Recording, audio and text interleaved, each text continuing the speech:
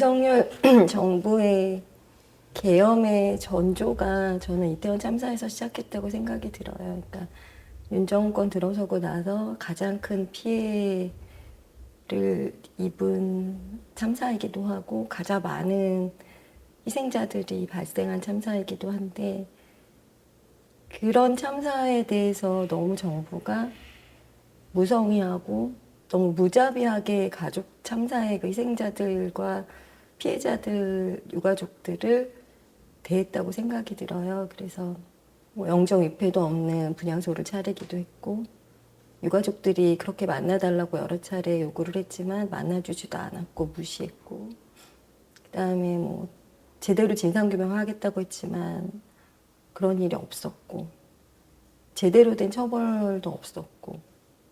지금 뭐 한덕수 국무총리나 또 이상민 행안부 장관, 윤석열 파면까지 같이 있던 사람들이잖아요. 어떻게 보면은 왜 그랬나 막 그런 생각이 들 정도로 저희 이태원 참사를 완전히 무시하다고 할까요? 어떤 우리가 국민인가? 국민인데 이렇게 피해자로서의 어떤 대우를 받아야 되나? 이렇게 그런 것들에서 너무 힘들었던 것 같아요. 일단 이번에 윤석열 파면 그 집회를 보면서 상은이 또래 청년들이 되게 주도를 하고 많이 나왔던 게 마음에 와 닿았거든요. 그 친구들이 바라는 미래는 더 나은 대한민국이었으면 좋겠다라는 생각을 했던 것 같아요, 진짜. 지금 사회대 개혁이 아니고 혁명이어야 된다. 예, 쓰레기 더미에서 어떤 빨간 꽃을 피우는 게 아니라 쓰레기 더미를 다 치우고 새로운 화원을 만들고 거기에서 꽃을 피워야 된다. 저는 이태원 참사 유가족 상은이 아빠 이성환이라고 합니다. 네, 저는 상은이 엄마 강선이라고 합니다. 윤석열 정권 들어서서 이태원 참사가 일어난 원인이 어떻게 보면은 용산 대통령실 집무실 이전부터 시작해가지고 그 자리에 있어서는 안 될 사람들이 그 자리에 있다 보니까 일어난 참사라고 생각을 하고 있거든요. 그러면서 그동안 2년여 정도 계속 저희가 윤석열 정권의 어떤 진상규명을 위해서 계속 싸워 나가면서 어떤 진정한 사과 아니면 좀 특별법을 통한 여러 가지 진상규명을 좀 해달라고 그렇게 요청을 했는데 전혀 어떤 사과 한마디 없고 유가족들 한 번 안 만나고 하다 보니까 저희들은 계속 투쟁을 하며 나갈 수밖에 없는 그런 상황이었었거든요. 윤석열 퇴진을 위해서도 그 특별법 통과 이후에는 어떤 계속적으로 외치고 그래 왔었는데 어떤 계엄이라고 하는 그런 상황에서 당연히 저희들은 이제 퇴진을 계속 외칠 수밖에 없는 그런 광장으로 나가야만 되는 그런 상황이었던 것 같습니다. 윤석열 정부의 계엄의 전조가 저는 이태원 참사에서 시작했다고 생각이 들어요. 그러니까 윤 정권 들어서고 나서 가장 큰 피해를 입은 참사이기도 하고 가장 많은 희생자들이 발생한 참사이기도 한데, 그런 참사에 대해서 너무 정부가 무성의하고 너무 무자비하게 가족 참사의 그 희생자들과 피해자들 유가족들을 대했다고 생각이 들어요. 그래서 뭐 영정위패도 없는 분향소를 차리기도 했고, 유가족들이 그렇게 만나달라고 여러 차례 요구를 했지만 만나주지도 않았고 무시했고, 그다음에 뭐 제대로 진상규명하겠다고 했지만 그런 일이 없었고, 제대로 된 처벌도 없었고, 또 특조위가 출범을 하면 아, 진상규명이 되겠구나, 우리가 바라던 아이들의 마지막이 어떻게 오게 된 건지, 우리 아이들이 어떻게 마지막을 맞이했는지 뭐 이런 부분들을 알고 싶었던 게 해결이 될 줄 알았어요. 근데 너무 황당하게도 계엄령이 선포가 된 거죠. 저희 유가족 내에서 있었던 일은 저희가 아이들을 기억하고 추모하는 공간인 별들의 집의 지킴이를 하는 가족들이 나와야 할 것인가 말아야 할 것인가 이런 걱정부터 시작을 했어요. 이제 그러다가 정확히 어디서 들었는지는 기억이 안 나는데 이재명 씨가 다 모두 국회로 나와 주십시오, 국민 여러분 이런 얘기를 한 거를 이제 듣게 됐고 네, 그래서 우리도 국회로 가야 되는 거구나. 지금 지킴이는 할 수 없는 상황이겠구나. 그래서 또 집에 가깝기도 하고 국회로 갔어요. 약간 그런 두려움이 있었어요. 저희가 아까 말씀드린 것처럼 국가에서 저희를 무시하고 어떤 특별법 통과 과정도 굉장히 힘들었거든요. 정쟁으로 내몰리면서 이 참사가 사실 무슨 정치적인 이슈인지는 잘 모르겠는데 계속적으로 저희 유가족협의회가 뭐 이제 정쟁의 대상으로 그들이 삼았기 때문에 갔는데도 뭔가 그 국회 앞에서 이렇게 나서서 하다가 내가 유가족인 걸 알게 되면 어떡하지? 하는 약간 그런 두려움, 약간 이게 그런 마음들도 있었어요. 근데 아니야, 그래도 여기 있는 게 맞아. 여기서 내가 할 수 있는 일을 해야 될 것 같아. 라는 이제 그런 마음들로 그날이 있었고, 그 다음부터는 뭐 모든 국민들이 그러셨지만 이제 실제 계엄이 성공하진 못했지만 계엄 상황이었던 거죠. 계속 내란은 진행되고 있고, 그 사이에 우리도 같이 뭔가 힘을 모아야 되고, 이 내란이 종식될 때까지는 같이 광장에 있어야 되겠다라는 마음이 있었고요. 저희가 한 1년 정도 그 서울시청 분향소에서 이제 그 분향소를 차려놓고 시청 광장에서 정말 많은 시민들을 만났는데, 저희를 알리고자 하는 마음들도 있었지만, 그런 것보다 저희가 더 많은 위로를 받았어요, 시민분들한테. 정말 그냥 손 한번 잡아드려도 될까요?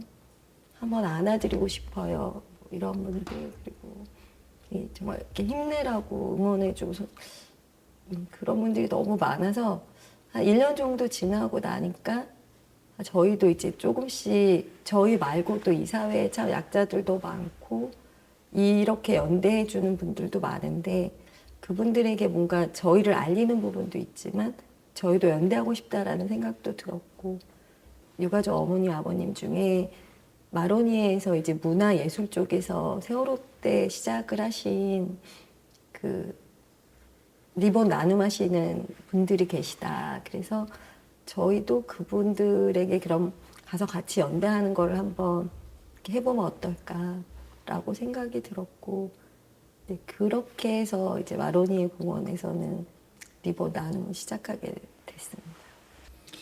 원래 별들의 집이라고 하는 것이 이제 저희들의 공간은 아니고 시민들과 함께하는 시민들의 공간이기 때문에 어떤 윤석열 정권하고 지금 어떤 퇴진 파면을 위해서 싸우시는 분들한테는 당연히 제공해야 될 어떤 의무가 어떻게 보면 있다고 생각할 정도로 저는 당연하다고 생각을 했고요. 그래서 거기서 자원봉사 하시는 분들 오리엔테이션도 거기서 다 진행을 하고 또 집회에 나오셔가지고 아기들 데리고 오신 분들 유아센터도 운영을 하고 쉼터도 운영을 하고 거기 원래 광화문에서 저희들이 이제 서울광장 분향소를 싸움하다가 경북공으로 옮긴 다음에 거기가 이제 어떤 퇴진 운동의 본산이 되다 보니까 저희들은 되게 많이 도움이 되기도 하고 그랬던 것 같아요. 뭐 상념아 좀 아까도 얘기는 했지만 일단은 참사가 일어난 후에 어떤 저희들이 첫 번째 많이 외쳤던 게 이제 진상 규명, 책임자 처벌, 그다음에 재발 방지 대책 세 가지를 모토로 하면서 진상 규명을 위해서 여러 가지 어떤 좀 뭐 국정조사부터 해가지고 했지만 전혀 그쪽에서는 윤석열 정권에서는 이 참사가 거의 없던 것처럼 전혀 대응을 하지 않았어요.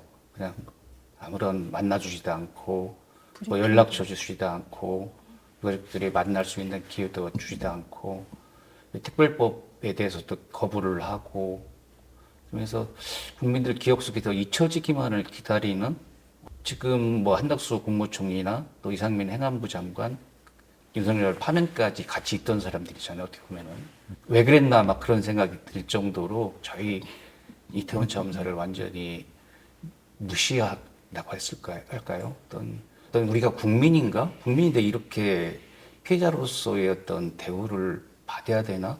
이렇게 그런 것들에서 너무 힘들었던 것 같아요. 국가 애도 기간을 정했잖아요. 영정 입회도 없는 분향소. 그러니까 그거 자체가 참사를 덮기 위해서 이때부터 이때까지만 슬퍼해. 이때까지가 애도 기간이야.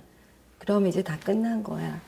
이런 태도가 너무 우선 화가 났었고, 저희는 그때가 49세 지나고 얼마 안 됐는데, 뭐 크리스마스 때 어디 가서 추리에 불을 밝히고, 뭐 술잔을 사고, 그러니까 아픈 국민들에 대한 마음이 전혀 없다라는 것들이, 이 정권은 우리를 국민으로 취급하지 않는구나. 그러니까 그 애도 기간이 끝나면서 우리도 다 그냥 묻어버렸구나. 뭐 이런 마음들이 많이 들었죠. 일단은 상은이가 세례를 명동성당에서 교리 공부를 하다가 세례를 받기 위해서 교리 공부를 하다가 이태원 참사로 별이 됐거든요. 상은이가 못다 이룬 어떤 소망이라는 거를 좀 이뤄주자 그래가지고 상은이 엄마가 세례를 받고 그다음에 저도 세례를 받고 3월 9일날 같이 동시에 세례를 받았어요. 세례를 받으면서 이제 두 가지 생각했던 게 하나는 상은이가 명동성당에서 결혼을 하고 싶다는 어떤 꿈이 있었거든요. 그래서 둘이 뭐 갱신 그런 식으로 혼인갱신을 하는 거하고 두 번째는 이제 저희가 결혼 30주년이고 또 상은이 이모네가 결혼 20주년이거든요. 해외로 가서 교황님 뵙고 이태원 참사에 대해서 좀 말씀도 좀 드리고 또 아이들의 축복도 좀 받으면 좋겠다. 그런 생각을 해서 교황청에 메일로 허락을 아련 신청을 했는데 처음엔 잘 안 되더라고요. 연락이 없으시다가 한참 지나서 연락이 왔어요. 그래서 5월 21일 날 뵙는 거로 이제 약속이 됐는데 갑자기 선종을 하셔가지고 모르겠습니다. 이번에 이제 교황님이 새로 선출되시면은 만나 주실지는 아직 확실히 모르겠어요.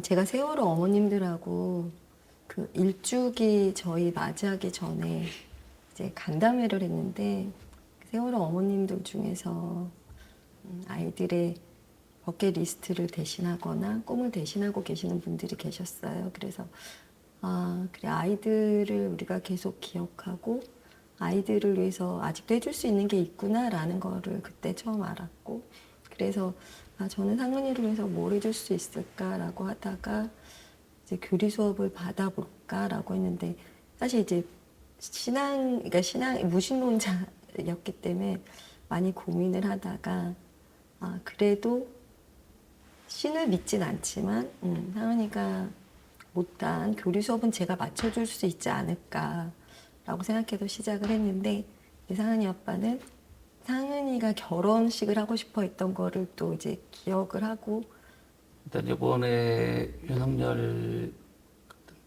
탄핵 파면 그 집회를 보면서 상은이 또래 청년들이 되게 주도를 하고 많이 나왔던 게 마음에 와 닿았거든요.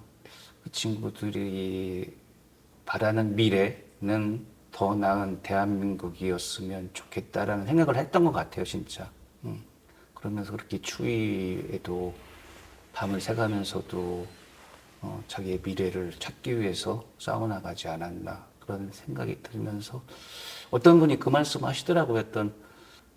지금 이제 내란은 끝나지 않았는데 혁명이라고 하는 거는 지금 사회대 개혁이 아니고 혁명이어야 된다.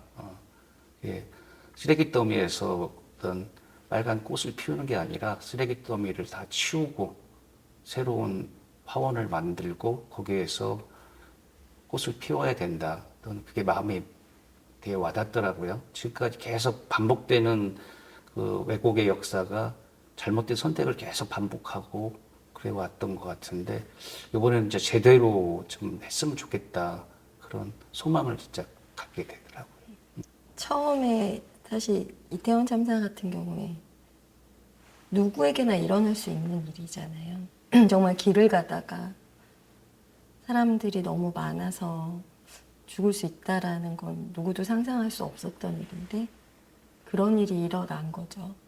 많은 분들이 그 일이 내일이 될 수도 있었을 거라는 거에 대한 마음들을 가지셨을 거라고 생각을 해요. 그리고 그래서 저희와 함께 동참해 주시고 연대해 주시는 분들이 많다고 생각을 하고 모든 사람들이 안전할 수 있는 사회가 되게끔 각자의 자리에서 역할을 해야 한다고 생각이 들고 또 이제 그런 의미에서 지금 저희가 하고 있는 이 사회 변화에 대한 요구들 그런 기대들이 꼭 이루어졌으면 좋겠고 그래서 우리 아이들이 살았던 이 대한민국이 자랑스럽게 아이들에게 기억될 수 있기를 그러길 바랍니다.